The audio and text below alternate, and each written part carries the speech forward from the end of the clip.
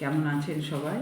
আজ আমি আপনাদের সামনে একটা অন্য রকমই রান্নাটা দেখাতে চলেছি। এটা হচ্ছে piece mutton keema with onion star.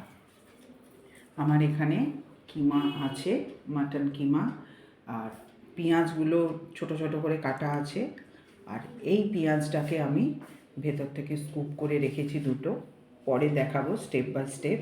এখানে আছে পিস, এখানে আছে, আমি এই মশলাটা নিজে বাড়িতে করেছি, পরে বলছি, এটা আমার তৈরি করা।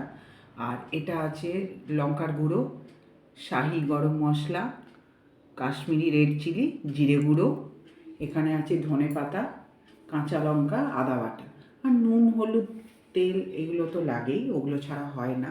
আর এই যে মশলাটা, এইটাতে আমি দিয়েছি জিরে গুঁড়ো, ধনে গুঁড়ো, গোটা গরম মশলা, জয়িত্রী, জায়ফল, দারচিনি, অল্প একটু জিরে আর মরিচ একটু ড্রাই রোস্ট করে আমি এটাকে গুঁড়ো করে রেখেছি। চলুন এবার নেক্সট স্টেপে যাওয়া যাক। আমি এখানে তেলটা গরম করতে দিয়েছি, তেলটা গরম হোক, তারপরে আমি দেখাচ্ছি। প্রথমে আমি পেঁয়াজগুলো, যে গোটা পেঁয়াজগুলো স্কুপ করা আছে, সেগুলো আমি প্রথমে একদম ডার্ক ব্রাউন করে ভেজে নেব।